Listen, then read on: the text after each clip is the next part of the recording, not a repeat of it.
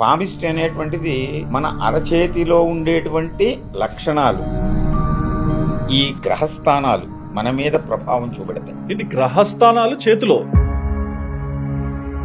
నవగ్రహాలు మన మీద కోపగిస్తాయా? భగవంతుడు మన మీద కోపగిస్తాడా? మరి కోపగించడం లేనప్పుడు మీకేదైనా అపవాదం జరిగితే అది మీ కర్మ అవుతుందా, లేకపోతే భగవంతుడు చేసింది అవుతుందా? అక్కడికి వెళ్ళి మొక్కితేనే నీకు శాంతి జరుగుద్ది. ఈ దేవుడికి లడ్డు, ఆ దేవుడికి చక్కెర పొంగలి, ఇంకో దేవుడికి ఉండ్రాళ్ళు. ఎవరు చెప్పారు? దేవుడు అడిగాడా? మనం అద్భుతాలు జరగాలని కోరుకుంటున్నాం. మనం ఇవాళ నేనేదో నష్టపోయాను, రేపొద్దునికి నాకు కోటీశ్వరుని అయిపోవాలి, ఏంటి మార్గం? రా నేను చెప్తానంటాడు. సాక్షాత్తు భగవత్ స్వరూపులమని మనం భావించినటువంటి రాముడు కృష్ణుడే అద్భుతాలు చేయలేదు, తెలుసా మీకు? అది దేవుళ్ళు కదా సార్ వాళ్ళు. దేవుళ్ళు ఎందుకు అవుతారు? మానవుడే. రాముడు ఎక్కడా చెప్పలేదు నేను దేవుణ్ణని. దేవుడు ఎప్పుడు అయ్యాడు? ఆయన ఒక ధర్మాన్ని ఆచరించి చూపెట్టాడు.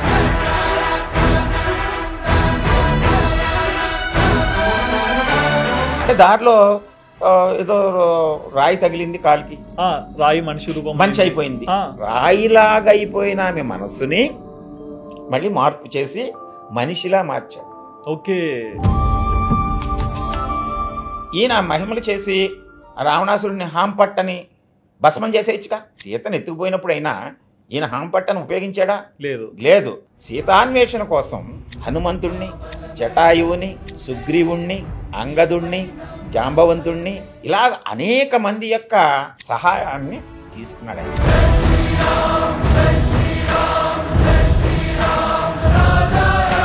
ఈ లక్షణం ఆ వ్యక్తిలో ఎలా ఉంది, ఎక్కడ ఉంది అనేటువంటిది మన అరచేతిలో స్వభావంలో తెలుస్తుంది. ఇప్పటి వరకు మీరు ఎన్ని చేతులు చూసారు? చాలా లక్షల మీద వరకు ఉంటాయి. 46 సంవత్సరాల ఎక్స్పీరియన్స్, 1,00,000 చేతులు. ఇప్పుడు ఇవన్నీ లైన్స్ చెప్పారు, బట్ కొంతమందికి అక్కడక్కడ బ్రేక్స్ వచ్చి మళ్ళీ కనెక్ట్ అవుతుంటాయి కదా, ఈ బ్రేక్స్ ఏంటి?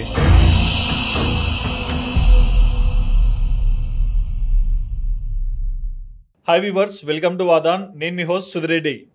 ఈ రోజుల్లో మనం చాలా చూస్తున్నామండి. అంటే కొంతమందికి టైం బాగాలేకుంటే ఒక స్వామి దగ్గరికి వెళ్తారు, ఇంకొంతమంది వేరే చోటుకి వెళ్ళి పూజలు చేపిస్తారు, ఇంకొంతమంది దేవుడిని నమ్మని వాళ్ళు కొంచెం జాతకాలు అవన్నీ పక్కన పెట్టేసి పామిస్ట్రీలో కూడా కొంచెం విశ్లేషిస్తుంటారు. బట్ వీటన్నిటికీ చాలా రీజన్స్ అయితే కనిపిస్తున్నాయి. ఒకరేమో నేను చెప్పిందే రైట్ అంటారు, ఇంకొందరేమో నేను చెప్పిందే రైట్ అంటారు. బట్ వీటన్నిటికీ నా దగ్గర ఒక సమాధానం అయితే ఉందండి. ఇది 100% అయితే నేను చెప్పలేను, బట్ మీ నమ్మకాలకి, మీకున్న డౌట్స్కి నేను ఒక సమాధానాన్ని అయితే వినిపించబోతున్నాను. ఆ వ్యక్తి ఎవరో కాదండి. సో పామిస్ట్రీలో 42 years ఆఫ్ ఎక్స్పీరియన్స్ ఉండి పామిస్ట్రీ మీద చాలా గొప్ప అవగాహన ఉన్న వ్యక్తి ఆయన ఎవరో కాదండి, సాముద్రికం గోపాలకృష్ణ గారు మన స్టూడియోలో ఉన్నారు. కాకినాడ నుంచి వచ్చారండి. మరి ఏంటి ఈ పామిస్ట్రీ జర్నీ, ఈ పామిస్ట్రీలో మనం ఏంటి తెలుసుకోవచ్చు, దీనిలో వాస్తవం ఏంటి, అవాస్తవం ఏంటి, ప్రతి ఒక్కటి కూడా మన ఫేవరెట్ సాముద్రికం గోపాలకృష్ణ గారిని అడిగి తెలుసుకుందాం. నమస్తే సార్. నమస్తే అండి. ఎలా ఉన్నారు? బాగున్నాను సుధీర్ గారు. I'm so happy sir. అంటే ఎన్నెన్నో జరుగుతున్నాయి సార్. బయట ఇంట్లో ఇట్లా ఉందంటే ఈ పూజ చేయించుకోండి, లేదంటే ఆ వాస్తు బాగాలేదంటారు, లేదంటే పామిస్ట్రీకి వెళ్ళండి అంటారు. అంటే ఇన్ని జరుగుతుంటాయి కదా, మీరు పామిస్ట్రీలోకి రావాలని ఎందుకు ఫిక్స్ అయిపోయారు? పామిస్ట్రీ అనేటువంటిది వ్యక్తిగతమైనటువంటి విషయాల గురించి చెప్పేటువంటి అంశం. ఓకే. ఒక మనిషి జీవితం, మీ వ్యక్తిగతమైనటువంటి అంశాలు మీరు మీ గురించి తెలుసుకుని, దాంట్లో మీలో లోపాలు ఏమన్నా ఉంటే మీరే సరి చేసుకుని, ఓకే, లేదా మీలో ఒక అభివృద్ధి చెందడానికి కావలసినటువంటి అంశం ఉన్నప్పుడు దాన్ని ఇంకా వృద్ధి చేసుకుంటే మీరు అభివృద్ధి చెందుతారు. అంటే సార్, ఇప్పుడు ఒకరు ఉంటారు, మీ జన్మ నక్షత్రం కానీ పుట్టిన టైం, డేట్ ఇవన్నీ పంపించండి, మీది ఎట్లుంటుందో నేను జాతకం అనాలిసిస్ చేస్తా అంటారు. మీరు ఎలా చేస్తారు? పామిస్ట్రీ అనేటువంటిది మన అరచేతిలో ఉండేటువంటి లక్షణాలు, అంటే స్వభావము, రంగు, ఈ గ్రహస్థానాలు మన మీద ప్రభావం చూపెడతాయి. ఏంటి గ్రహస్థానాలు చేతిలో? ఎందుచేతనంటే ప్రధానంగా ఈ పామిస్ట్రీ అనేసరికి అందరూ రేఖలు గుర్తులు వీటి గురించే మాట్లాడుతున్నారు. అవును. అంటే దీనికంటే ముందు, రేఖల కంటే ముందు మనం తెలుసుకోవాల్సింది మన వ్యక్తిగతమైనటువంటి స్వభావము ఏమిటి, మనం ఏ విషయం మీద మనం దృష్టి పెడితే మనం దాన్ని అభివృద్ధిలోకి తీసుకొస్తాము ఓకే. అనేటువంటి అంశాలు ఉమ్, అంటే స్వతహాగా మనలో నిక్షిప్తమైనటువంటి. అయితే గ్రహాలు అనేసరికి మీరు మళ్ళీ ఇందాక ఏదో మాట్లాడిన పూజలు, అవును. గ్రహాలు మన మీద కోపగించటం, ఆ, వాటినేమో ఇంకొకళ్ళు సరి చేయటం, ఉమ్, ఇట్స్ రాంగ్. ఓకే. ఎందుకనంటే భగవంతుడు ఉన్నాడు. మీరు ఆ మాట చెప్తున్నారు. ఆ, ఆ, అయితే దానికి మీరు ఒక పేరు పెట్టుకోండి కావాలంటే, కానీ ఒక శక్తి అనేటువంటిది ఓకే. ఈ విశ్వాన్ని నడుపుతూ ఉంటది. ఆ, దాన్ని మనం గాడ్ అంటాము, భగవంతుడు అంటాము. ఉమ్, మీరు పేరు పెట్టుకుంటారు, రాముడనో కృష్ణుడనో లేకపోతే వెంకటేశ్వర స్వామి అనో, ఉమ్, ఇంకొకళ్ళు అల్లానో, ఇంకొకళ్ళు యేసుప్రభు అనో, ఇంకొకళ్ళు గౌతమ్ బుద్ధుడనో. సమాజంలో ఆ అనంతమైనటువంటి శక్తిని ఉమ్, మనం వివిధ రూపాల్లో మనం కొలుస్తూ ఉంటాం. ఓకే. అయితే శక్తి అనేటువంటిది ఉంది. శక్తి కేంద్రము ఈ విశ్వాన్ని నడుపుతూ ఉంటుంది. అంటే లైక్ శక్తి అంటే like energy, energy, electricity, okay. Electricity అనేది కూడా ఒక శక్తి కదా. మరి అవును. విద్యుత్ ఉందా? ఉంది. ఉంది కదా. మీకు కనబడుతుందా? కనిపించదు. కనిపించదు. అదే అనేక పనులు చేస్తారు కదా అది, చేస్తుంది. అవునా? ఇది ఎక్కడి నుంచి వచ్చింది? విద్యుత్తు కాంతి నుంచి వచ్చింది, అంటే మ్మ్. సూర్యుడి నుంచి వచ్చింది. సోలార్ విద్యుత్ అంటే సూర్యుడి నుంచి వచ్చింది కదా. అవును. అంటే మన హిందూ సాంప్రదాయంలో అయినా, ప్రకృతిలో మిగతా దేశాల్లో ఉండేటువంటి ఇతర సాంప్రదాయాల్లో అయినా ఉమ్, 5 శక్తులు, దాంట్లో 3 ప్రధానమైనటువంటివి ట్రినిటీ అంటారు. ఓకే. ట్రినిటీ అని ప్రపంచం అంతా ఒప్పుకుంటారు. హా, 5 శక్తులు, పంచభూతాలు అనేటువంటిది మన సాంప్రదాయంలో, భారతీయ తత్వశాస్త్రంలోనూ ఉన్నది. మ్మ్. 5 ఉమ్, 5 ఎలిమెంట్స్. 5 ఎలిమెంట్స్ తోటే మనం పుట్టాము. ఓకే. ఈ 5 ఎలిమెంట్స్ ట్రినిటీకి సంబంధం ఏమిటంటే, 5 ఎలిమెంట్స్ అంటే ఆకాశము, ఉమ్, వాయువు, అగ్ని, నీరు, భూమి. ఓకే. మరి దీంట్లో మిగిలినటువంటి వాళ్ళు ట్రినిటీ అని ఎందుకన్నారు అంటే, ఆకాశం, ఇదంతా ఆకాశమే, అవును. ఆకాశంలోనే ఇవన్నీ ఉన్నాయి. ఉమ్, ఇది భూమి, భూమి మీద మనం ఉన్నాం. ఈ మధ్యలో ఉన్నటువంటివి ఏంటి? 3. నీరు, నిప్పు, గాలి. ఎస్, అవి ట్రినిటీ. ఓకే. ఈ 3తోటే మనం శ్వాస పీలుస్తాము, నీరు తాగుతాము, దాంతో మనకి శక్తి పుడుతుంది, ఉమ్, దీంతో మనం జీవిస్తాం. ట్రినిటీ అంటే అది. ఓకే. దాన్ని ఇంకో రకంగా మన వాళ్ళు ఏం చెప్పారంటే, సృష్టి, స్థితి, లయ, జనరేటర్, ఆర్గనైజర్, డిస్ట్రాయర్. దాన్నే గాడ్ అన్నారు. ఉమ్, GOD, గాడ్ అని ఇంగ్లీష్ వాళ్ళు ఓకే, అన్నది. Okay, okay. జి అంటే జనరేటర్, ఆ, అంటే సృష్టి, అవును. మనం బ్రహ్మ అంటాం. ఆర్గనైజర్, పుట్టినటువంటి వాటిని స్టెబిలైజ్ చేసి నిలబాటుగా ఉంచేటువంటి స్థితి కలిగించేటువంటి వాడు విష్ణువు. ఓకే. ఆర్గనైజర్ ఓ. ఆ, ఏదైనా ఒకటి పుట్టి పెరిగి అదేదో ఫలితాన్ని ఇచ్చి తర్వాత అది ఇంకా అంతమైపోవాలి, అవును. అది డిస్ట్రాయ్ అంటారు దాన్ని. ఉమ్, మనం దానికేమో పరమేశ్వరుని పెట్టుకున్నాం, డిస్ట్రాయర్. అవును. డిస్ట్రాయర్. లయకారకుడు, లయము అంటాం మనం, ఉమ్, లయకారకుడు అంటాం. దాన్ని ఇంకో రకంగా చెప్తాము. ఎలాగంటే, ఏ వ్యక్తి అయినా సరే మనం కొన్నిటిని మనం తయారు చేయాలి, సృష్టించాలి, ఒక మాట మాట్లాడాలి, ఒక సంగీతం పాడాలి, లేకపోతే వస్తువు తయారు చేయాలి, దేనికైనా నాలెడ్జ్ కావాలి, అవును. జ్ఞానము. ఉమ్, అదే సృష్టి, అదే బ్రహ్మ. నాలెడ్జ్ ఉంటేనే కదా. అవును, అవును, అర్థమవుతుంది. అందుకని మన సనాతన ధర్మంలో ఏం చేశారంటే, నాలెడ్జ్ ఎక్కడ ఉంటుందో దాన్ని మనం ఎడ్యుకేషన్ అంటాం. అంచేత బ్రహ్మకి లింక్గా సరస్వతిని పెట్టారు. ఓకే. హా, అర్థమైందా? అర్థమవుతుంది. అంచేత సృష్టికి కారణము నాలెడ్జ్. ఉమ్, ఏదైనా సృష్టి జరగాలి అంటే జ్ఞానము, విజ్ఞానము కావాలి మనకి.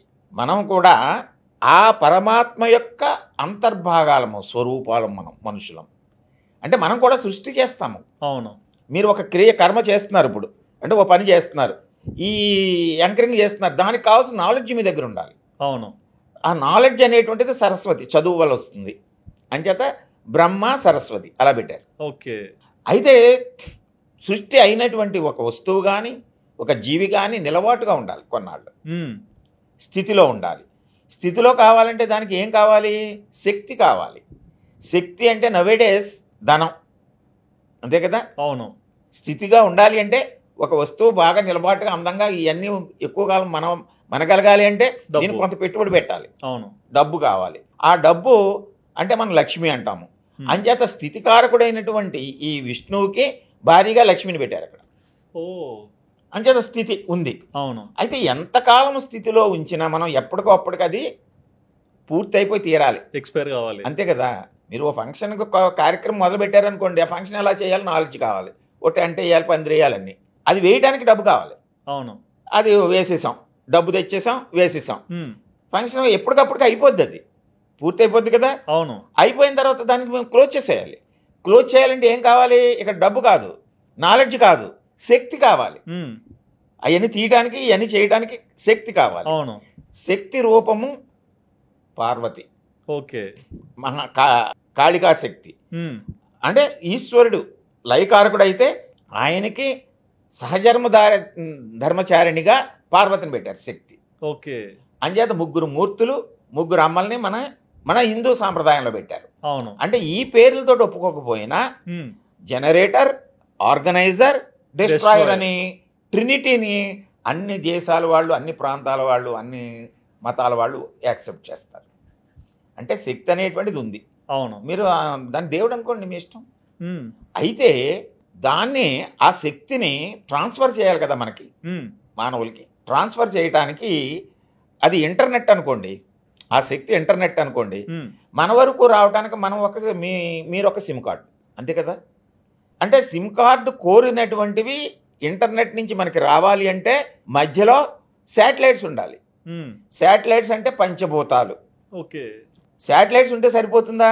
మనకి ట్రాన్స్ఫర్ చేయడానికి నెట్వర్క్స్ ఉండాలి. ఉమ్, నెట్వర్క్స్ అంటే నవగ్రహాలు ఓ ఈ సృష్టిలో. ఎందుకంటే నవగ్రహాలు అంటే శాటిలైట్స్ అన్నా, నవగ్రహాలన్నా, పంచభూతాలన్నా, ఇవన్నీ మనం సౌర కుటుంబంలో భాగాలు. మనం ఉమ్, సూర్యుడి చుట్టూ తిరిగేటువంటి నవగ్రహాలు, దాంట్లోనే ఉన్నాం మనం, అవును. అంతే కదా.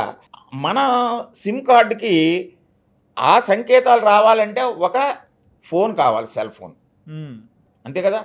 ఏదో ఒకటి 1G 2G 3G కావాలి, సంథింగ్. అది మన శరీరము. ఓకే. మన ఆత్మ మన సిమ్ కార్డ్ అయితే, మన శరీరము సెల్ ఫోన్. అంటే సెల్ ఫోన్కి ఒక కెపాసిటీ ఉంటుంది, 1G 2G 3G. ఉమ్, సిమ్ కార్డుకి ఒక నెంబర్ ఉంటుంది. ఉమ్, అలాగే సృష్టిలో మీకంటూ ఒక గుర్తింపు ఉంటుంది. ఉమ్, ఉమ్, మీకు ఈ సిమ్ కార్డులో ఉన్న నెంబర్ ఇంకెక్కడైనా ఉంటుందా? ఉండదు. ఎక్కడ ఉండదు. ఇంటర్నెట్లో అన్ని సంకేతాలు మనకి రావాలంటే దానికి మనం ఈ సిమ్ కార్డు ఏది కోరితే దాన్ని పంపిస్తుంది. అవును. అయితే అన్నీ కోరేస్తే అవి పంపడానికి వీలుగా ఈ డబ్బా అంటే సెల్, ఉమ్, అది 1G 2G 3G. నేను 1G అనుకోండి, మీరు 2G 3G 4G. సంథింగ్. నాకు ఓన్లీ కాల్సే వస్తాయి, ఉమ్, మీకు సినిమాలు వస్తాయి. నేను మిమ్మల్ని పోల్చుకుని, అయ్యో సుధీర్ గారికి ఏమో సినిమాలు వస్తున్నాయి ఇంటర్నెట్ నుంచి, నాకేమో రావట్లేదు ఉమ్, అని ఇంకొకళ్ళని ఎవరిని అడిగాను అనుకోండి, ఉమ్, ఇప్పుడు ఇంటర్నెట్ కోపగించింది మీ మీద, లేదా శాటిలైట్ అన్నా కోపగించింది, అంచేత దాన్ని నేను శాంతపరుస్తాను, ఈ ప్రసాదం పెడదాం, ఇక్కడ ఈ డబ్బులు ఖర్చు పెడదాం అంటే అది వాస్తవం అవుతుందా? కాదు కదా. కాదు. ఇంటర్నెట్ మన మీద కోపగించడం ఏంటి? శాటిలైట్ కోపగించడం ఏంటి?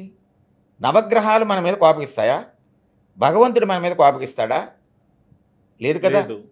జనరేటరు, ఆర్గనైజరు, డిస్ట్రాయరు అందరికీ సమానమైనటువంటి ఫలితాలనే ఇస్తారు వాళ్ళు. అవును, అంతే కదా. మన స్థాయిని బట్టి మనం వాటిని పొందుతూ ఉంటాం. మీ సిమ్ కార్డ్ అనేటువంటిది విశ్వంలో ఐడెంటిటీ ఎలాగైతే ఉందో, మన కర్మానుసారం మనం పొందవలసినటువంటి అంశాలకి అనుగుణంగా మన అరచేతిలో ఈ రేఖలు, ముద్రలు, ఈ స్వభావము ఏర్పడుతుంది. ఓకే. అందువలన ఇవి ప్రత్యేకమైన ఐడెంటిటీ కలిగి ఉంటాయి. సో ఎవరితో కూడా మ్యాచ్ కావు. Even twins also. ఓకే. అదే అదే ఇద్దరు కవల పిల్లలు ఒకే తల్లి గర్భంలో పుడతారు కదా. అవును. ఒకే రోజు పుడతారు కదా, ఒకే నక్షత్రంలో పుడతారు కదా, ఒకే వారంలో పుడతారు కదా, వాళ్ళిద్దరు గడియలు ఒకటవుతాయి కదా, ఒకే లగ్నం అవుతుంది కదా. అవును. మరి వాళ్ళిద్దరి జీవితాలు ఒకలా ఉంటాయా? ఉండవు కదా. అవును. ఒకే స్టోర్లో ఒకసారి మనం కొనుక్కుని 2 సిమ్ కార్డులు కొనుక్కుంటే 2 డబ్బాల్లో వేసాం అనుకోండి, ఒకటి 1Gలో వేస్తాం, ఒకటి 4Gలో వేసాం అనుకోండి, ఇది ఎవరి పని వాడదే. అంతే, 2 నెంబర్లు కూడా వేరు కదా.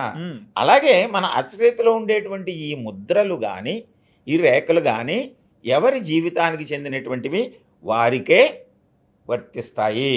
ఓకే. ఇవి కర్మానుసారం ఏర్పడతాయి. కర్మ అంటే మనం చేసే పని. ఇది కర్మ అనేటువంటిది క్యారీ ఫార్వర్డ్. అంటే మీరు నమ్మినా నమ్మకపోయినా ఒక జన్మ నుంచి ఇంకో జన్మకి వెళుతున్నామనేటువంటిది మనిషికి అది ఖచ్చితంగా ఉండి తీరుతుంది. జన్మ అనేటువంటిది. ఓకే. అంటే మీరు చెప్పిన దాని ప్రకారం నాకు అర్థమైంది. అంటే సైంటిఫిక్ గా చెప్తున్నారు, లాజికల్ గా కూడా చెప్తున్నారు దాంట్లోనే. ఓకే. ఇప్పుడు పామిస్ట్ అంటారు సార్. ఇప్పుడు బయటికి వెళ్తారు, ఎవరికన్నా అడిగితే చేయి చూపండి అంటారు. కొంతమంది చేయి కాదు చిలుక అంటారు. ఇంకొంతమంది ఇది కాదు హోమం చేయాలి, నీకు ఇట్లుంది, నీకు గ్రహ బలం ఇట్లుంది, నీకు పితృదోషం ఉంది, కుజ దోషం ఉంది, ఇట్లాంటివి చెప్తుంటారు. సో ఇవన్నీ ఒక్కొక్కరు వేరియేషన్ లో వస్తారు కదా, ఎందుకు అట్లా వస్తారు? ఎందుకనంటే మనలో ఉండేటువంటి భయాన్ని, బలహీనతని, మూడవది వ్యతిరేక భావం. 3 భావాలు ఉంటాయి మనలో. ఓకే. ప్రతి మనిషికి భయం, నా జీవితం ఏమైపోతుందో, నేనేమైపోతాను, నాకు ఏది జరుగుతుందో అనేటువంటి ఒక భయం. బలహీనత ఏమిటంటే మనం ఇతరులతోటి పోల్చుకునో, లేకపోతే నాకు అది కావాలి ఇది కావాలి అనేటువంటి కోరిక. అంటే మనస్సు ప్రధానంగా ఉంటాం మనం. అవును. మన కోరిక, మనసుకి ఏంటంటే కోరికలు కోరటం అనేటువంటిది మనసు యొక్క లక్షణం. ఎగ్జాక్ట్లీ. దానికి అంతం లేదు. దానికి విస్తృతమైనటువంటిది మనస్సు, చంచలమైనటువంటిది మనస్సు. ఈ మనస్సు కోరుతూ ఉంటుంది, నాకు కావాలనుకున్నప్పుడు ఎలాగా, అది బలహీనత. ఓకే. ఇంకోటి వ్యతిరేక భావము. అంటే మనకి ఏదైతే నచ్చదో దాని మీద మనం వ్యతిరేక భావం పెట్టుకుంటాం. అవును. మనుషులు అవ్వచ్చు, వస్తువులు అవ్వచ్చు, పదార్థం అవ్వచ్చు, జంతువులు అవ్వచ్చు, దేనికైనా, ప్రదేశాలు అవ్వచ్చు. మీకు నచ్చలేదనుకోండి ప్రదేశం, బాగోదు అంటాం. ఒక మనిషి నచ్చలేదనుకో వాడు అంతే అంటాం మనం. వ్యతిరేక భావం. ఈ మూడిటిని క్యాష్ చేసుకోవటానికి కొంతమంది బయలుదేరతారు. ఓకే. అప్పుడు వెంటనే మీకు జ్వరం వచ్చింది అనుకోండి. జ్వరం వచ్చిందని డాక్టర్ దగ్గరికి వెళ్లకుండా ఇలాగే నా బోటులో ఈ శాస్త్రాలు చెప్పేవాడి దగ్గరికి వెళ్ళండి. నీకు జ్వరం వచ్చిందంటే దీనికి ఆ శని కారణం. ఓకే. ఆ శని నీ మీద కోపగించాడు. లేకపోతే ఇంకొక కేతువు కారణం. నీ కాళ్ళు బీగుతున్నాయంటే నువ్వు చేసిన పనులు ఏమిటి, దానివల్ల నీ ఆరోగ్యం ఏమిటి అని ఆలోచించకుండా కేతువు కారణం. కేతువు ఇబ్బంది పెట్టేస్తాడు, అంచేత వాడిని శాంతపరచాలి నీకు అంటే మీరు వెంటనే అదేదో చేయండి బాబు, త్వరగా మనకి ఆశ అంటే బలహీనత వెంటనే మనకి వెంటనే తగ్గిపోవాలి. అది అంటే వెంటనే అయిపోవాలి. అలాగే మనసు కోరింది, నీతోటి పాటు లేకపోతే మీ అన్నో తమ్ముడో ఎవరో ఉంటారు, ఆయన మంచి పొజిషన్కి వెళ్ళాడు, వెంటనే మనం నేను ఎందుకు వెళ్ళకపోయాను అంటే ఈ వ్యక్తి అంటాడు నిన్ను కుజుడు నీ మీద కక్ష కట్టాడు, అంచేత ఆ కుజుడికి సంబంధించినటువంటి కాళహస్తిళ్ళు లేకపోతే వైదేశిని కోయిళ్ళు అక్కడికి వెళ్ళి ఆ పాముల చుట్టూ నాకు దోషం ఉంది నీకు, సర్పదోషం అంటారు. ఏదో ఒక దోషాన్ని మీ మీద ఆపాదిస్తారు. ఓకే. పితృదోషం అంటాడు. అవును. పితృదోషం అంటే ఏంటి? తప్పు కదా అది. ఇప్పుడు తండ్రి తాతలు ఎవరో ఏదో చేశారు, దానివల్లనేమో నువ్వు చేయలేదు కనుక ఈ కర్మకాండలన్నీ కూడా మనం కొన్ని ధర్మాలని నిర్వర్తించటం కోసం మన మనసులో ఉండేటువంటి కొన్ని భావాలని మనం వ్యక్తీకరించటం కోసం పుట్టినటువంటి సాంప్రదాయాలు, పండగలు ఇవన్నీ కూడా ఇప్పుడు విపరీతమైపోయి వీటి వల్లే మనకి ఇది జరుగుతోంది. నువ్వు వెళ్ళి మొక్కితేనే నీ జీవితం బాగుపడుతుంది. మరి భగవంతుడు ఎక్కడున్నాడు? వెంటనే వాళ్ళని క్వశ్చన్ వేయండి, ఎక్కడున్నాడో చెప్పండి. మన వేదాలు చెప్తున్నాయి, పురాణాలు చెప్తున్నాయి, ఇతిహాసాలు చెప్తున్నాయి. భగవంతుడు ఇందుగలడు అందులేడని సందేహము వలదు, చక్రి సర్వోపగతుండు, ఎందెందు వెతుక చూచిన అందందే కలడని చక్కగా తెలుగులో చెప్పారు. అవును. అదే మన ఉపనిషత్తుల్లో చెప్పారు, మనలోనే ఉన్నట్లు. అహం బ్రహ్మాస్మి, తత్వమసి, త్వమేవ బ్రహ్మ ప్రజ్ఞానం బ్రహ్మ.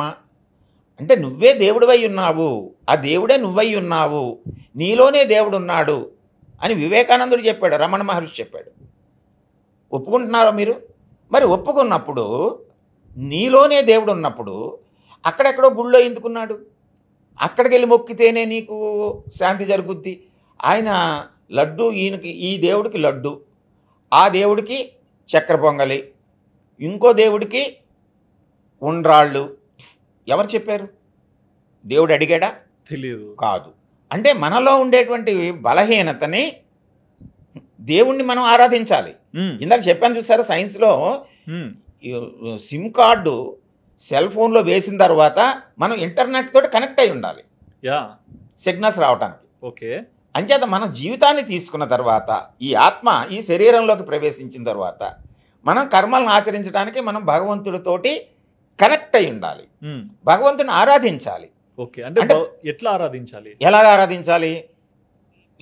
భగవంతుడు అందరిలోనూ ఉన్నాడన్నా కదా. అవును. మిమ్మల్ని భగవంతుడిలా నేను చూడగలిగినప్పుడు, ఓకే, అంటే అందరినీ భగవంతుడిలా చూడగలిగినప్పుడు మనల్ని మనమే భగవంతుడి స్వరూపమని, ఎదుటి మనిషి కూడా భగవంతుడి స్వరూపమని మనం గుర్తించగలిగితే అప్పుడు సమస్య అనేటువంటిది ఏర్పడదు. అయితే మీరు వెంటనే ఇంకో ప్రశ్న వేయచ్చు, వేయలేదు మరి అయితే ఈ గుళ్ళు ఎందుకు పెట్టారు?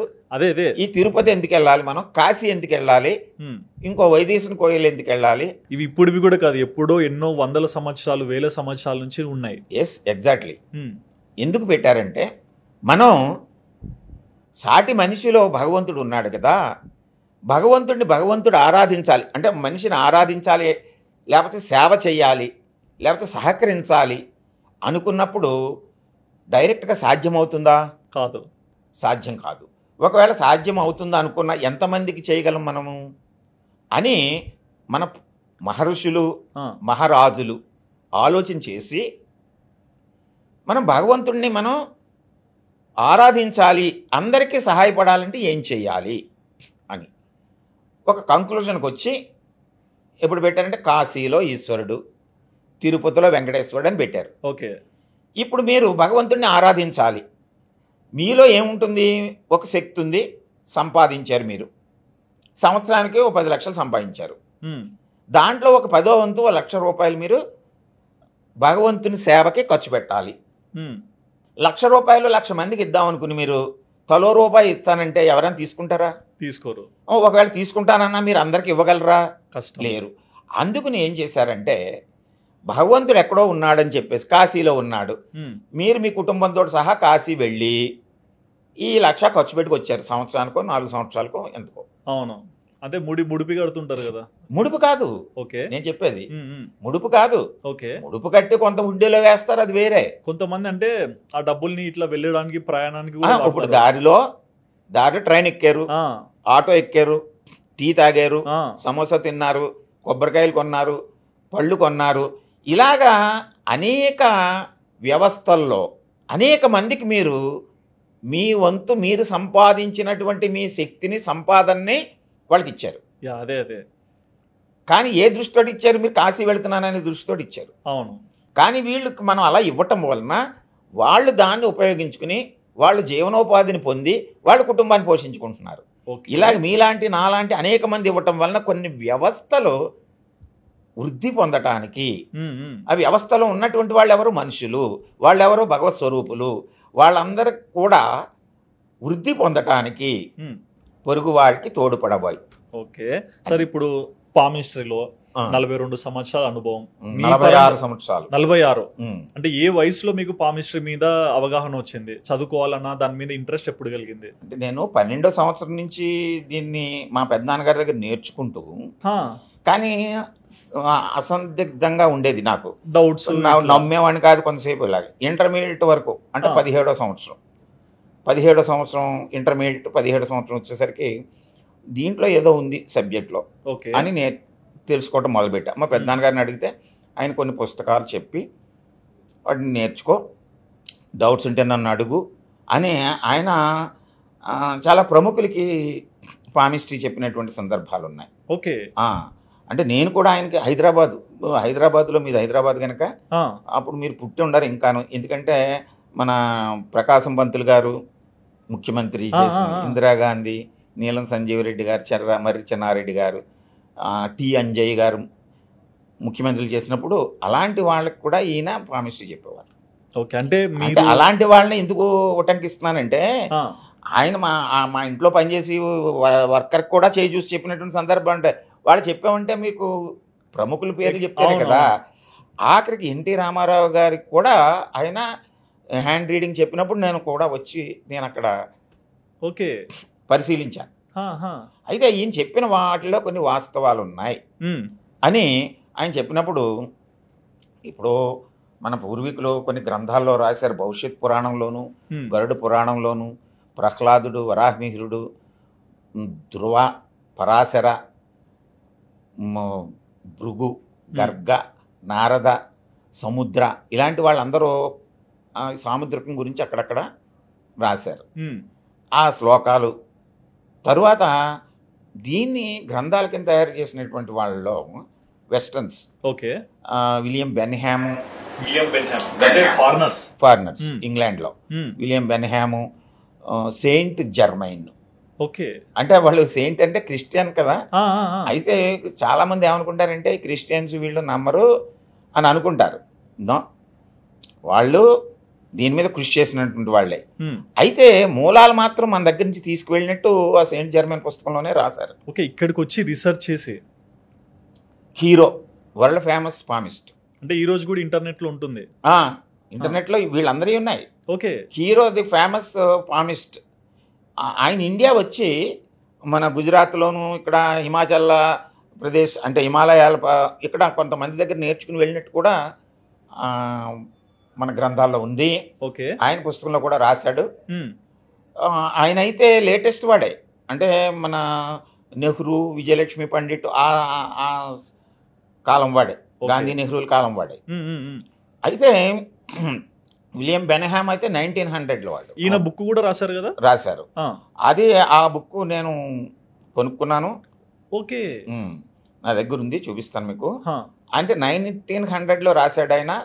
అయితే ఆయన ప్రింట్ చేయడానికి 1935లో ఆ ప్రాంతంలో ప్రింట్ చేశాడు. 1935లో ప్రింట్ అయిన బుక్ ఇప్పుడు దాకా మీ దగ్గర ఉంది. ఉంది.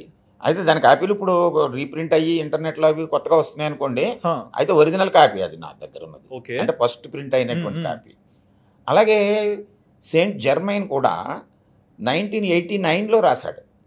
అంటే ఈయనకంటే కొంచెం ముందే, 1900 అంటే ఇంకో 11 ఏళ్ళు ముందు వాడు. అప్పుడు రాసినప్పుడు ఆ రోజుల్లో మహానుభావులు, మనం 5000 సంవత్సరాల క్రితమే, మన మహాభారతానికంటే ముందే మన ప్రహ్లాదుడు, వరాహమిహిరుడు వీళ్ళు రాశారు. మన వాళ్ళు కూడా. అయితే వీళ్ళు ఏం చేశారంటే జ్యోతిష్యంలో అంతర్భాగంగా రాశారు. అంటే అంగ సాముద్రికమని, అంటే శరీరంలో అవయవాలను బట్టి, తర్వాత హస్త సాముద్రికమని కొన్ని అక్కడక్కడ కొంతమేర రాశారు.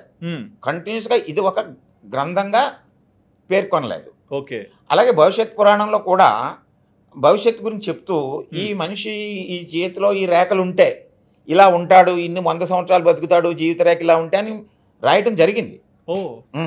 అయితే దాన్ని విపులీకరించి ఒక సబ్జెక్టుగా, అంటే విలియం బెన్హామ్ అయితే కంప్లీట్ షేప్ ఆఫ్ ది పాము సైంటిఫిక్ హ్యాండ్ రీడింగ్ చేశాడు ఆయన. అంటే సైంటిఫిక్ అంటే ఈ చేతిలో ఈ భావం ఎలా ఉంటే ఆ వ్యక్తిత్వం ఎలా ఉంటుంది అంటే మన. సారీ టు ఇంటరప్ట్ సార్, అంటే దీంట్లో ఇప్పుడు ఆయన మీరు అన్నారు మనకు మొదటి నుంచి తెలిసిందే, ఒకరి చెయ్యి ఇంకొకరి చెయ్యి అసలు మ్యాచే కాదు. మరి ఎన్ని చేతులు చూసి రాసింటాడు? వాళ్ళు కొన్ని వేల చేతులని పరిశీలించారు, అంటే సిమిలరే చేశారు. అదే సమానమైనటువంటి భావాలు ఉన్నటువంటి లక్షణాలని క్రోడీకరించి. ఇప్పుడు మెడిసిన్ ఉందండి, మెడిసిన్ అది కనుగొనటానికి అనేక మంది మీద ప్రయోగిస్తారు. అవును, శరీర తత్వాన్ని బట్టి, వయసును బట్టి, బరువును బట్టి మెడిసిన్ యొక్క డోసేజ్ ఎలాగైతే ఉంటుందో అలాగే, అంటే ప్రకృతిలో భాగాలు మనం. అవును, ప్రకృతిలో పంచభూతాలు, నవగ్రహాలు ఇవే. అవి దేవుళ్ళని మనం అనుకోవచ్చు, తప్పేముంది? అంతేలేండి, ఎవరు బిలీఫ్ వాళ్ళది. అంతే. అవి మన మీద కోపగించడం, అవి వక్రీకరించడం, నో, అది జరగదు. ఓకే, అవి మన మీద కోపగించవు, వాటి యొక్క భావాలు మనలో నిక్షిప్తమవుతాయి. ఓకే, అవి ఇన్ఫ్లుయెన్స్ చేస్తున్నాయి. సూర్యుడి నుంచి కాంతి వస్తుందండి మనకి, కాంతిని మనం తీసుకుంటున్నామా లేదా? అవును, తీసుకుంటున్నామా?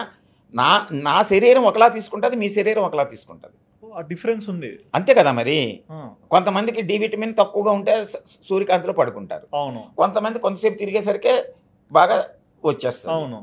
ఈ భావాలన్నీ కూడా నవగ్రహాలు అంటే శాటిలైట్స్ నుంచి మనకి మన సెల్ ఫోన్కి సిగ్నల్స్ ఎలా వస్తాయో అదే విధంగా సృష్టిలో ఉండేటువంటి అనేకమైనటువంటి ఈ గ్రహాలు యొక్క శక్తి తరంగాలు అవి మన మీద ఉండేటువంటి ప్రతి పరమాణువు మీద చూపెడతాయి. మనమే కాదు, వైరస్ బ్యాక్టీరియా మీద కూడా వాటి యొక్క ప్రభావం ఉంటుందిగా, అంతే కదా. ఒక్కొక్క సీజన్లో వైరస్ బాగా పెరిగిపోద్ది. అవును, దానికి కారణం ఏమిటి?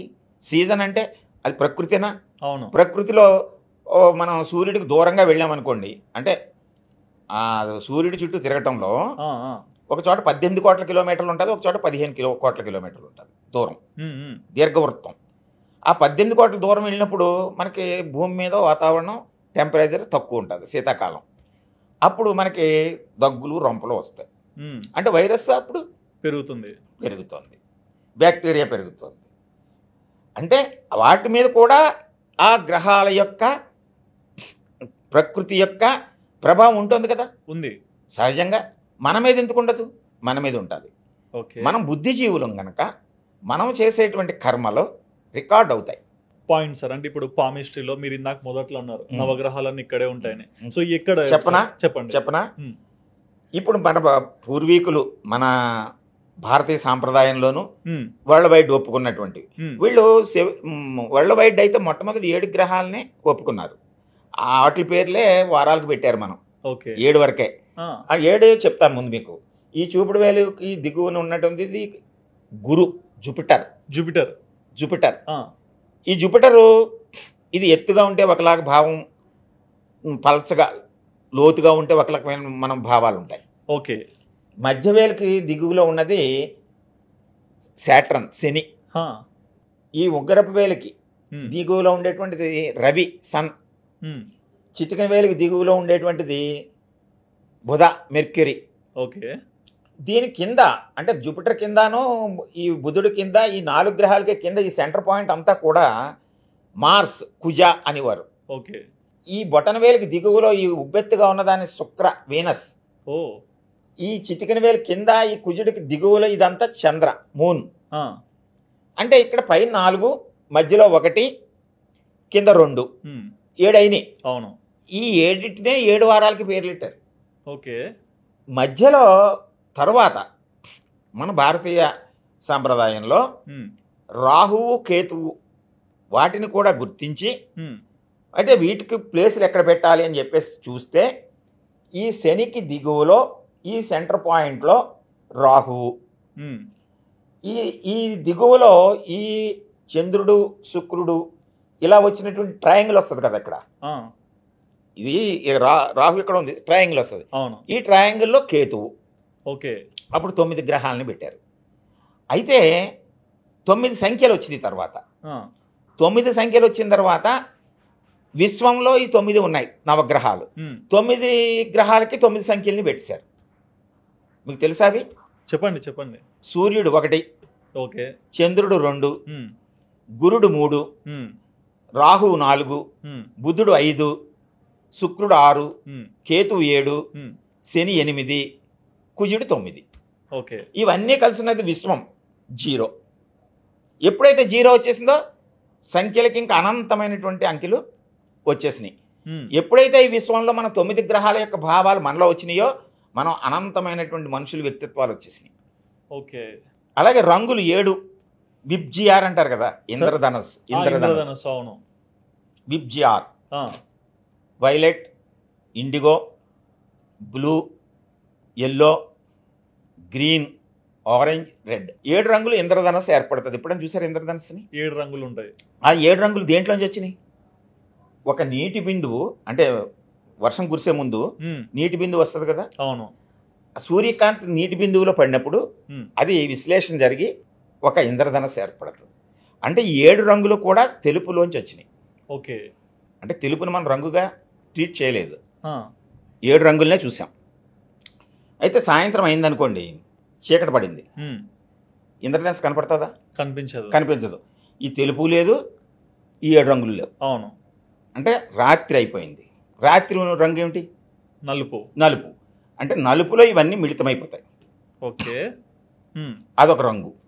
అంటే 7ను తెలుపు నలుపు కలిపితే 9 గ్రహాలు. ఓకే. సో ఇంత డెప్త్ ఉంది ఇందులో. మీరు ఒకటి గమనించాలి, ఇవన్నీ మనం తెచ్చినవి కాదు, ఆటోమేటిక్గా సృష్టిలో పుట్టినవి. సృష్టిలో పుట్టినవి. నవగ్రహాలు మనం తెచ్చామా? తెలియదు.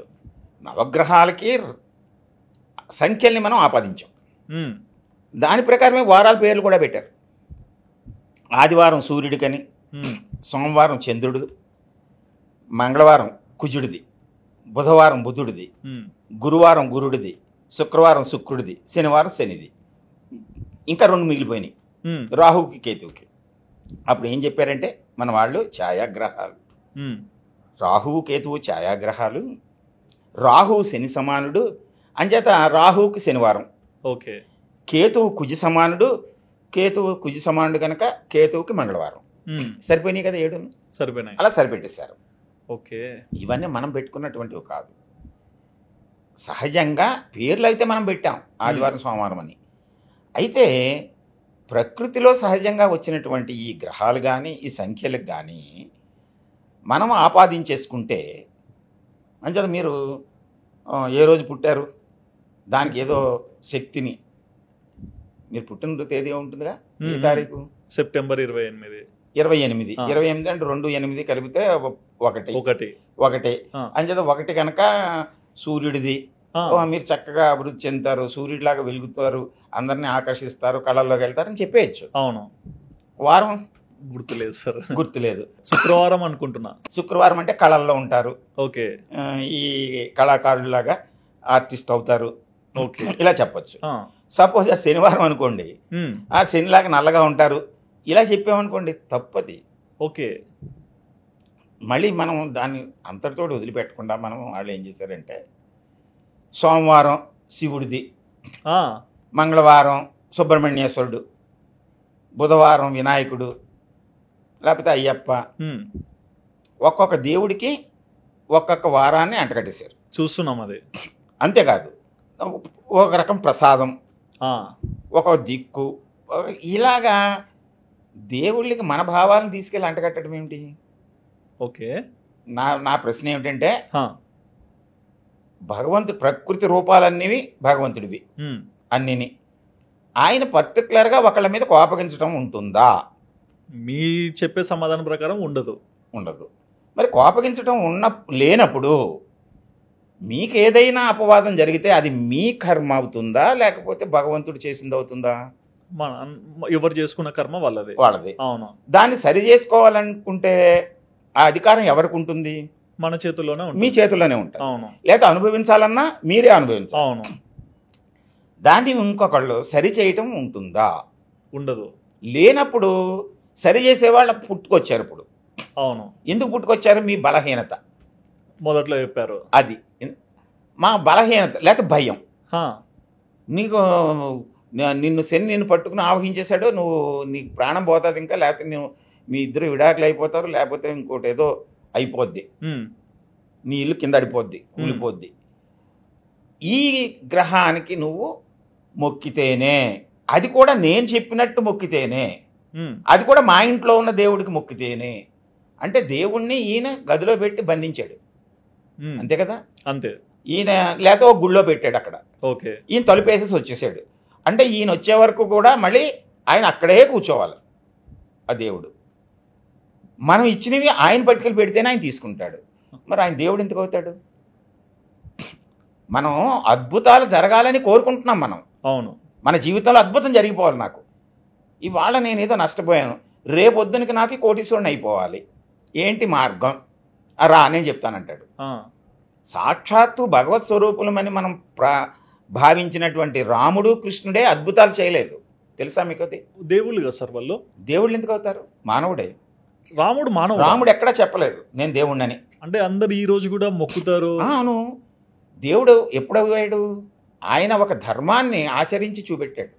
ఓకే. భగవంతుడే హా, మానవ రూపంలోకి ఆయన ప్రవేశించాడు. ఓకే. ఎందుకంటే సాటి మానవులకి మీరు ఎలా జీవించాలో చెప్పటం కోసం ఆయన రాముడుగా అవతరించాడు. Any example? ఎస్. ఎప్పుడైతే రాముడుగా అవతరించాడో ఆయన ఆ శక్తిని కోల్పోతాడు ఆటోమేటిక్గా. ఓకే, ఆయనకున్నది. కోల్పోయి మానవునిలాగే ప్రవర్తించాలి.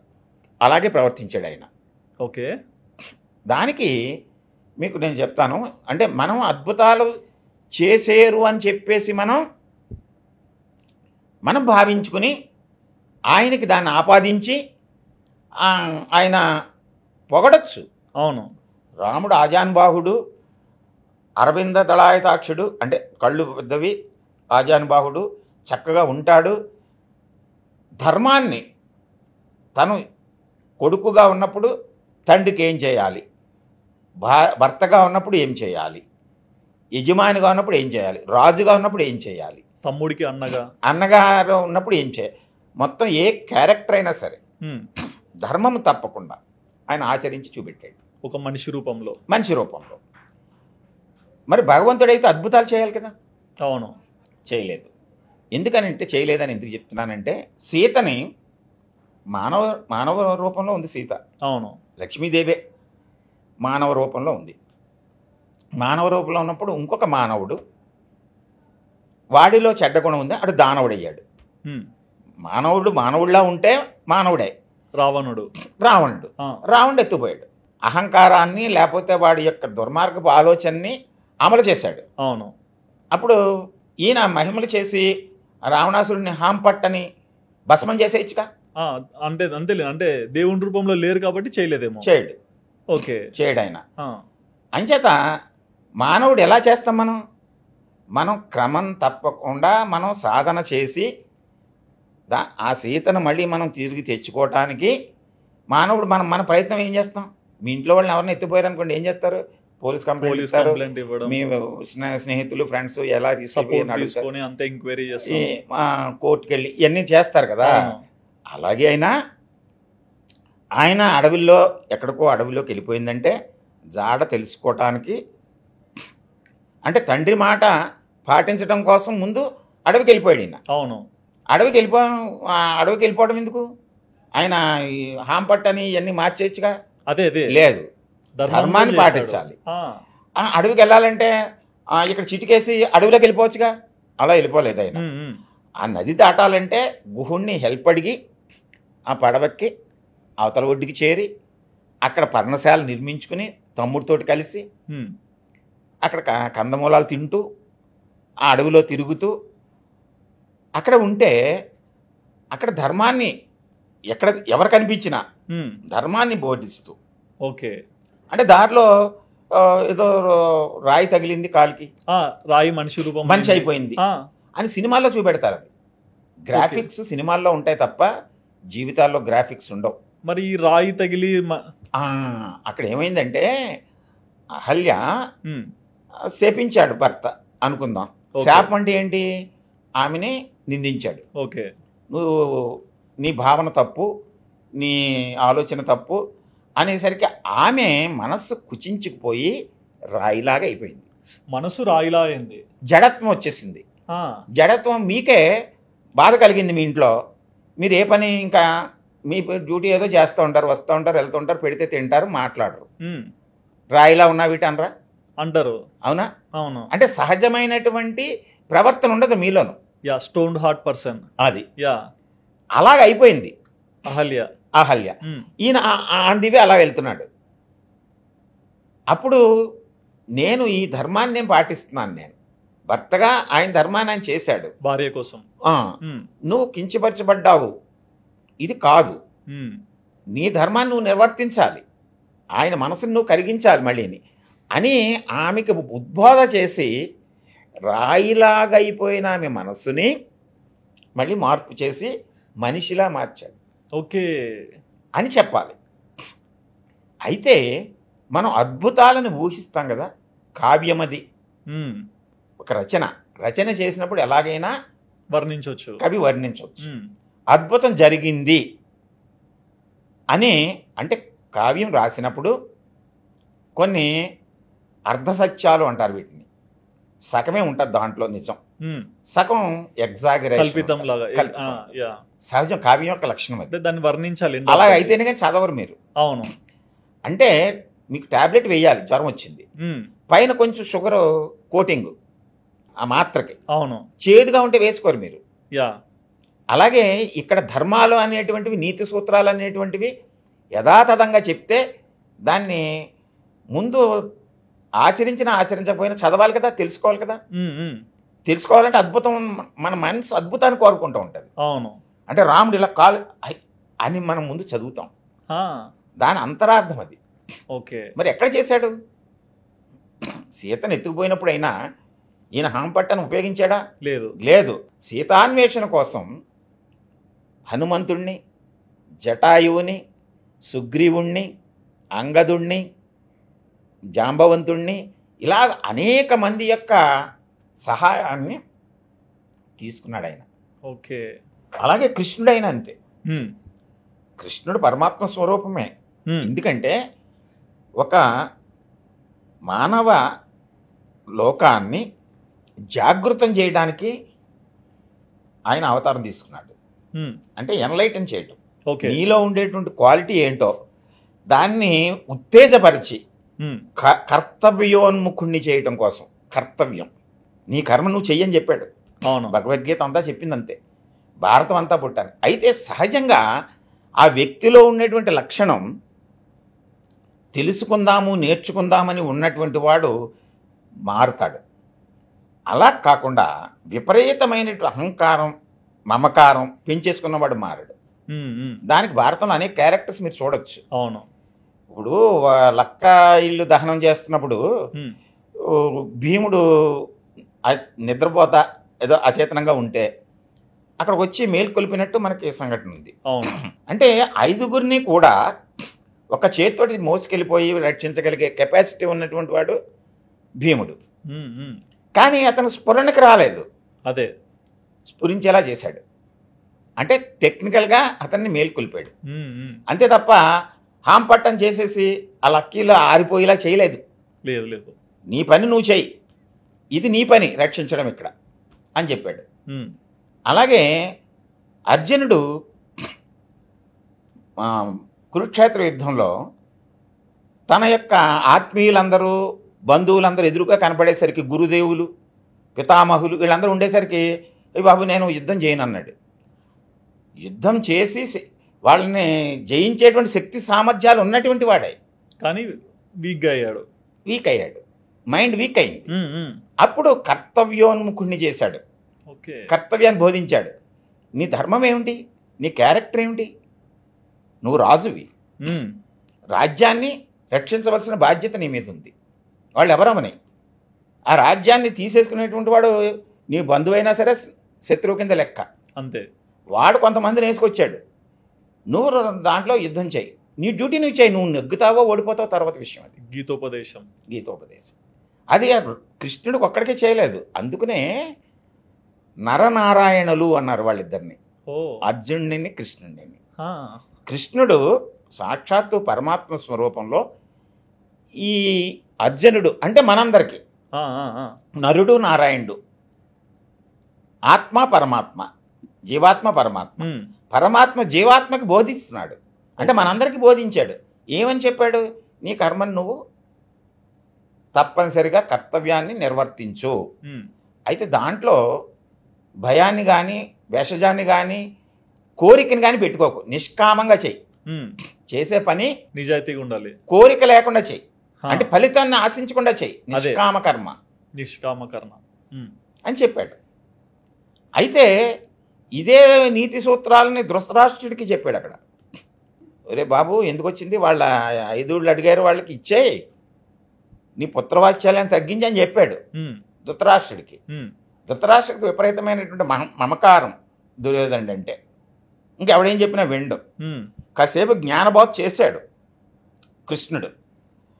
కృష్ణ నాకు జ్ఞానాన్ని కలిగించామని కాసేపు అన్నాడు. అంటే దృష్టి వచ్చేసిందంటే కళ్ళు తెరిపించే సినిమాలోలాగా కళ్ళు వచ్చేసి చూపు వచ్చేసింది కాదు. అతనికి జ్ఞానోదయం అయినట్టు అనిపించింది. ఉమ్. కృష్ణుడు వెళ్ళిపోయిన వెంటనే మళ్ళీ డౌన్ అయిపోయినాడు. డౌన్ అయిపోయి మమకారంలోకి పోయాడు. ఓకే. అతని స్వభావాన్ని మార్చుకున్నాడా? మార్చుకోలేదు. ఇక్కడ భీముడు ఆ లక్కింటిని దహనం చేసినప్పుడు కానీ, లేకపోతే జరాసంధుడిని వధించినప్పుడు కానీ అతనికి టెక్నికల్ నాలెడ్జ్ తెలియదు. జరాసంధుడిని తెలుసా మీకు? అది చెప్పండి. నిలువుగా చీరేస్తాడు ఇలాగా. ఓకే. చీరేసి వదిలేస్తే మళ్ళీ వచ్చి అతుక్కుపోతూ ఉంటాడు. ఓ, ఆ లక్షణం. హా. అంటే ఇప్పుడు కూడా మనకు అతికిస్తున్నారు కదా, చెయ్యి తెగిపోతే వెంటనే ఆపరేషన్ లాగా. అయితే అప్పుడు కృష్ణుడు ఏం చెప్తాడంటే, ఒక గడ్డిపోచ దర్భగడ్డి తీసుకుని దాన్ని ఇలా నిలువున ఇలా చీరి ఈ మొక్కని ఈ పక్కకి వేసాడు. రివర్స్ అయితే అతుక్కోదుగా ఇంకా. అవును. అది గమనించి అప్పుడు భీముడు జరాసంధుడిని చీల్చేసి ఈ పార్శ్వాన్నిటికి ఇచ్చేసాడు. అప్పుడు అతుక్కోవడం కుదరలేదు. అంటే ఇక్కడ ఏంటంటే టెక్నికల్ నాలెడ్జ్ని అతనిలో ఆ శక్తి ఉంది, దాన్ని మేల్కొల్పాడు. అదే సొల్యూషన్ తీసుకుంటున్నాడు. అది అనేక సార్లు ఇలాగా దుర్యోధనుడితోటి యుద్ధం చేసినప్పుడు కూడా వాడు ఎక్కడ కొట్టినా చావుడు, వాడు తొడల మీద కొడితే చచ్చిపోతాడు. దానికి ముందు తొడ మీద చరిచి కొడతానని కానీ గుర్తు చేశాడు అక్కడ, తొడలు చూపెట్టి. వీక్ పాయింట్ అంచేత ఇవన్నీ ఏమిటి? మహిమలు కాదు కదా. అవును. మనల్ని జాగృతం చేశాడు, అంటే మేల్కొల్పాడు. ఈ లక్షణం ఆ వ్యక్తిలో ఎలా ఉంది, ఎక్కడ ఉంది అనేటువంటిది మన అరచేతిలో స్వభావంలో తెలుస్తుంది. ఈ గ్రహస్థానాలు ఇందాక అందుకే చెప్పాను నేను. ఆ నాయకత్వం వహిస్తున్నాడు అనుకోండి ఒక వ్యక్తి, ఈ గురుస్థానం ఉన్నతంగా ఉంటుంది. ఓకే, అంటే బాగా బల్జి ఉంటుంది. ఓకే. ఒకళ్ళ దగ్గర డబ్బు ఎక్కువ ఉందనుకోండి, సంపద, ఈ శని స్థానం ఉన్నతంగా ఉంటుంది. ఓకే. ఒకళ్ళ కళల్లోనూ అధికారంలోనూ రాజకీయ నాయకుడిగా బాగా ఉన్నతంగా ఉన్నాడనుకోండి, రవిస్థానం బాగుంటుంది. ఓకే. ఒకళ్ళు వ్యాపారంలో టెక్నికల్గా సైన్స్లోనూ నాలెడ్జ్ పొంది ఉన్నారనుకోండి, శాస్త్రవేత్త అయ్యి రీసెర్చ్ చేస్తున్నాడు అనుకోండి, ఈ బుధస్థానం బాగుంటుంది. ఓకే. బాగా ల్యాండ్స్, సంపద, కన్స్ట్రక్షన్స్, భవనాలు ఇవన్నీ కలిగి ఉన్నాడు అనుకోండి, శుక్రమాదశ కుజస్థానం బాగుంటుంది.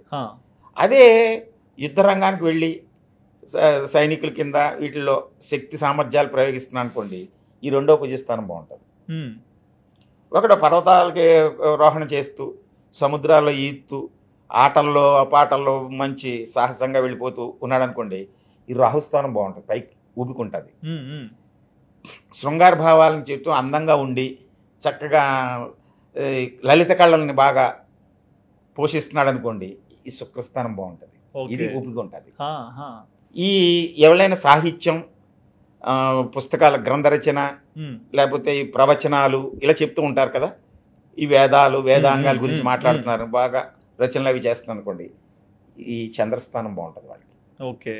ఒకళ్ళు ఏదైనా అద్భుతాలు, గ్రాఫిక్స్ ఇలాంటివి చేస్తున్నారు అనుకోండి, సూక్ష్మమైనటువంటి పరిశీలన చేస్తూ సూక్ష్మ వస్తువులు తయారు చేస్తాం, బాగా మీనియేచర్స్, వాళ్ళకి కేతుస్థానం బాగుంటుంది. ఓకే. ఈ భావాలు అలా వస్తాయి. అంటే ఒకళ్ళని ఎన్లైటన్ చేసి నాయకత్వం వహించి లీడర్షిప్ వహించి ముందుకు వెళ్తున్నాడంటే వాళ్ళ గురుస్థానం బాగుంది, మీరు చూసుకుంటే తెలుస్తుంది. ఓకే. అలా ప్రతి వ్యక్తిలోనూ మీకు ఎంతకెందుకు, ఇప్పుడు మీరు ఇక్కడ ఆదాన్ టీవీలో వర్క్ చేస్తున్నారు కదా, దీంట్లో ఉన్నటువంటి వ్యక్తులు అందరూ కూడా 9 రకాలుగా ఉంటారు, అందరిది ఒకలా ఉండదు. ఈ 9 స్థానాలు మీరు గుర్తిస్తే దీన్ని ఆర్గనైజ్ చేసేటువంటి లీడర్షిప్ వహించి దీని ఫౌండర్ ఎవరవుతారో వాళ్ళకి గురుస్థానం బాగుంటుంది. ఓకే. దీనికి పెట్టుబడి పెట్టే వాళ్ళు ఒకళ్ళు ఉంటారు, కొంతమంది ఉంటారు, వాళ్ళకి శనిస్థానం బాగుంటుంది. ఓకే. దీంట్లో యాక్ట్ చేస్తూ యాంకరింగ్ చేస్తూ లేకపోతే రాజకీయంగా పలుకుబడి సంపాదించి అడ్మినిస్ట్రేషన్ లింక్స్ అన్ని చూసేటువంటి వాళ్ళు రవిస్థానం బాగుంటుంది. దీని మేనేజ్మెంట్, వ్యాపారం, బిజినెస్ చేస్తారు కదా, మరి దీని బయట ఫైనాన్స్ని తెచ్చి ఇవన్నీ చేసేటువంటి వాళ్ళు బుధస్థానం బాగుంటుంది. Public relation, name and fame, లలిత కళలు, వీటిని ఫోకస్ చేస్తూ ఉండేటువంటి వాళ్ళకి శుక్రస్థానం బాగుంటుంది. ఓకే. దీంట్లో స్క్రిప్ట్ తయారు చేస్తూ ఉంటారు రైటర్స్, వాళ్ళకి చంద్రస్థానం బాగుంటుంది. ఓకే. దీన్ని నిర్మాణం చేస్తారు, ఈ టెక్నికల్ మేనేజ్మెంట్, ఈ ట్రాన్స్పోర్ట్, ఇవన్నీ వాళ్ళకి కుజస్థానం బాగుంటుంది. దీనికి సెక్యూరిటీ, దీన్నేమో దాన్ని నిలబాటుగా ఉంచటం, సాహసాలు చేయటం, ఇలాంటి వాళ్ళకి రాహుస్థానం బాగుంటుంది. ఓకే. గ్రాఫిక్స్ లేకపోతే దాన్ని ఏమంటారు, ఎడిటింగా, అదే కంప్యూటర్ మీద వర్క్ చేస్తూ ఉంటారు కదా, బాగా చిన్న చిన్న వాటిని కూడా సూక్ష్మంగా ఉన్నటువంటి వాటిని కూడా అనలైజ్ చేస్తూ ఉంటారు, వాళ్ళకి కేతు స్థానం బాగుంటుంది. ఓకే. అయితే ప్రతి వ్యక్తిలోనూ 9 భావాలు ఉంటాయి. కొన్ని ప్రస్ఫుటంగా ఉంటాయి, కొన్ని తక్కువ ఉంటాయి. ఇలాగా మనం 9టిని కూడా 9 వరుస సంఖ్యలో చూస్తే మొదటి 3 స్థానాల్లో ఉండేటువంటి వాళ్ళు ఆ 3టిని ఆక్రమిస్తారు. ఓకే. మీ దగ్గరికి వచ్చాము, ఇప్పుడు మీరు అడిగారు కదా, మీలో రవిస్థానము, శుక్రస్థానము, గురుస్థానము, ఈ 3 బాగుంటాయి, చూసుకోండి. ఓకే. ప్లేసెస్ చెప్పాను కదా ఇందాక, ఇది గురు, బల్జే ఉంది, ఇది శుక్ర, ఇది లా ఉంది, రవి, ఇది కొంచెం. ఓకే. అంటే మొత్తం 9లోనూ ఈ 3 బాగుంటాయి. ఫస్ట్ 3 తీసుకోవాలి. ఓకే. ఈ 3 ఉండడం వల్ల బెనిఫిట్, ఇప్పుడు ఈ 3 ఉండటం వల్ల మీ రంగంలో ఉంటారు మీరు.